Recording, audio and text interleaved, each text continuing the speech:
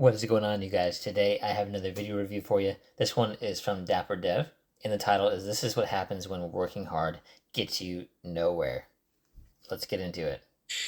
Anyways, get back on topic. This is a tough one to watch. This reminds me of many men today. He says, I'm tired. Let's get into this, guys. And of course, the original video will be linked in the description. Go check him out, the Mailman 86. Let's get into this. I'm not having a good day. Mentally, I'm beat up. I'm tired. Man, I'm tired. There has to be more to life than working 6 days a week.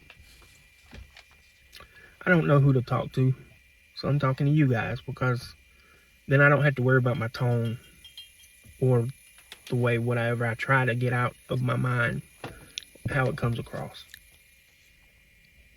6 days a week I work. I drive roughly 4 hours a day to go to work, to work and to home. I can't tell you the last time I went on a trip, been to the beach. I love the beach. To me, in my personal experience, there's nothing better than the beach. Whether it be the sand, water, sounds, smells, I don't know. There's nothing better than the beach. You can't afford to go. I don't know why I work if you can't do nothing besides work. My mind's beating me up today, things that I'm 38, things that when I was younger I should have did, or I should have changed, or whatever. I didn't. Now here I am pushing 40, and my whole life is consumed with work. I can't afford to not work. I can't afford to do anything besides work. And I'm just tired. I'm tired. I don't know what else to say, or what else to do, or who to talk to. There's people's going to say, talk to God. I talk to God every day. I talk to God for 2 hours in the work, and I talk to God 2 hours on the way home from work. And I talk to God while I'm on this route. I haven't heard him speak back in a while, so I don't know. He might be busy with somebody else. But I'm tired.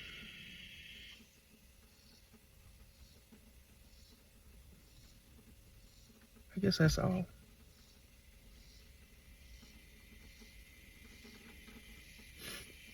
I guess that's all.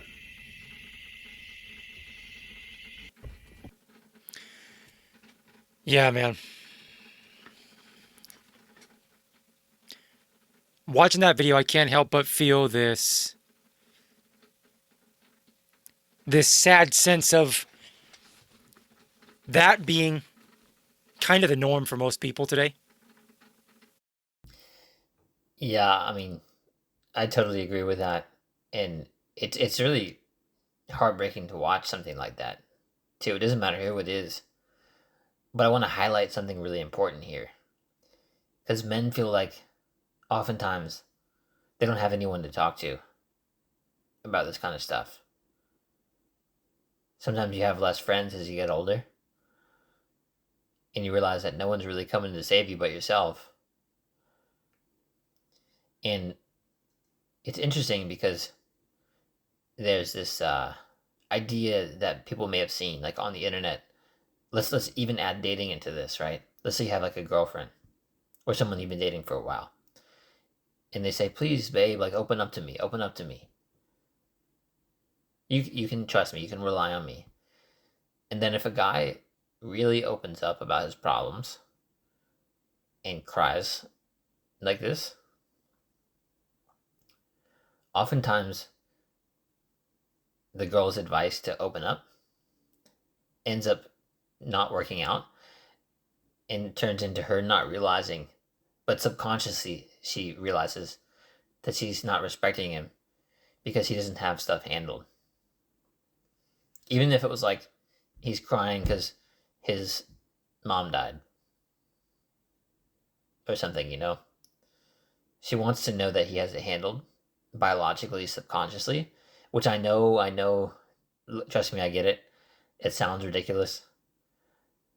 I think this is a good point too, because maybe truly, if you do find the right woman, you can actually open up to her and it won't end. I'm not sure. That's to be determined, because I haven't heard of that happening very much. I think oftentimes the girl wants to see that you're the strong one and she can lean on you, be emotional. She can cry. She can share everything. You can be her rock while she's the waves, right? And you oftentimes, as a man, you're taught to deal with your emotions internally, which I think is a good skill to have, by the way. And a lot of people's advice, which could actually be the better advice, maybe if there's not the right woman for it, having the right kind of guys around you, like a brotherhood, like other masculine guys who are leveling up, who you can talk to about this stuff, and you can support each other. I think that's probably the best option for something like this, because I totally hear what this guy is saying. And truthfully, that's the way things are set up for most people in general. Obviously, in this case, sounds like he's American, probably. We're sort of set up to be like wage slaves, essentially. And you work a job, work the 9 to 5, retire at 60, 65. I'm going to let the video keep going here. But before I do, I want to say this. I recently had a friend's dad pass away at 65. Probably months after, maybe 1 year maximum after he retired. And him and his wife just started traveling a little bit, like in their RV. Actually, finally living life to the fullest after he worked so hard and passed away. Right after he retired. All those plans that you have for when I get here, when I retire, when I XYZ. You have to live while you can. They're just grinding and grinding and grinding and just feeling like they're doing it. I don't want to say necessarily for nothing, but maybe for nothing. They're just grinding and grinding and grinding, doing nothing more than just keeping their head above water at the most. And when you factor in hard economic times, and I don't know his personal situation, so this might not necessarily apply to him. He might be happily married, but when you factor the hard economic times with the just terrible conditions for dating today, this is a recipe for depression like the world has never seen in numbers of men that the world has never seen. That's what scares me the most. That's what bothers me the most. You see people like this that are just trying to make an honest living, He said his commute was 2 hours to and from. That's brutal. That's brutal, man. I personally wouldn't do that. I mean, think about how much BS that is, too, by the way. It totally makes sense why this guy feels this way. 2 hours. Let's say he's lucky enough to just work 8 hours and his job is not making him work more. So 8 hours plus 2 to get there, plus 2 to get home. 12 hours of his day is gone.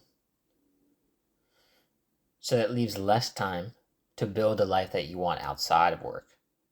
Because people like to say it matters what you're doing from your 5 to 9, after your 9 to 5. It's really hard to get that energy up to do something afterwards, which is all the more reason why it's important, obviously, to get out of the situation that this guy's in. But man, that's a tough one, because he has no control over his time. Now, the thing is you can break out of something like this. You have to use that 5 to 9 wisely, though. There's a lot of different ways. Picking up a new skill set, finding a better job. Ideally, it's not so much about the job. I have a lot of videos on this channel about getting a remote job in living somewhere outside of the US, like Latin America, Eastern Europe, Southeast Asia, where the cost of living is like 1/4 or 1/5 what it is in the US. And ultimately, your lifestyle would be a lot better. Like what this guy is talking about, like he could actually be living and enjoying his life and going to the beach. The lifestyle quality would go way up and you start saving more. So technically you could work part-time rather than full-time too. I mean, if I absolutely had to, I would. But being a guy that's single, never married, with no kids, I'm not doing that. It's not happening. I'm not commuting 4 hours a day. It's just not happening. I work a lot. 7 days a week is nothing new to me. And I don't say that to be a tough guy. I'm just saying. Some people don't mind that. But I'm not commuting 4 hours a day. It ain't happening. When you watch this guy, it's tough, man. It's tough. And so many people are in that situation where they can't stop moving. They got to keep on trucking. Like I talk about, keep on trucking. But this looming feeling of being on a hamster wheel and your efforts being for nothing, that looming feeling is beyond defeating. And sadly, I think it is becoming the norm for a lot of people today. That's what breaks my heart. And I don't have a good answer. I don't know that anybody does. When you're somebody, especially as a man, let's be real, as a man, when you are putting out effort and difficulty, I can't be the judge of difficulty to this guy or you or anybody else. You know if you're trying hard. You know if you're putting in the work and what you're doing is hard. But when you put in the effort to try to do something, anything, and you feel like it's for nothing and you feel like you're never going to get ahead, your odds at getting ahead, your chances at getting ahead or whatever your dream is are just so slim. I think discouraging is an understatement. I think defeated would be the word. And like I talked about in other videos, I wonder how many good men are going to break and become bad guys in society. I wonder how many men are going to do that because it takes a lot. It takes a lot to be a good guy and a nice guy when you feel like your hard work is all for nothing and you feel like your efforts are not only not noticed, but belittled in many cases. Many guys like this are flat out disrespected. They don't even get the respect they deserve. It sounds like he's a mailman. Very important job. Very, very important job that the vast majority of people overlook and they underappreciate. I wish people like him would get more thank you and more respect and more, I don't want to say necessarily admiration, but I wish they would get the respect and the thank you that they deserve. Because that's one thing that frustrates me the most about the world that we live in today. Normal men that do important jobs that aren't necessarily glamorous in the eyes of popular culture, the media, the music, TV, television, movies, whatever. Men like this that get up every day and swing a hammer or get up every day and work in a warehouse that handles things to and from places, people that drive the trucks and make deliveries, people that even deliver food, I'm going to be honest. Even like gig work, delivering food and packages and stuff. That's important. And it really irritates me how many people do not respect that today. Anyways, if you guys can, say a prayer for this guy. I'm not sure how old this video is, but it was sent to me and kind of breaks my heart. I'm hoping he's doing great. Seems like a good guy, Anyways, guys, like the video. Yeah, guys, really, really good video. Go check out Dapper Dev. Again, this is a heartbreaking situation to see. And yeah, of course, you could say, oh, there's like sadder things going on. What I'll say is this is an important topic because this is the reality for a lot of men. And you get stuck in that vicious cycle where you work and you work and you work and you're working just to survive, to exist, rather than to thrive, to really love your life, which is why I encourage people to look into remote work and moving abroad.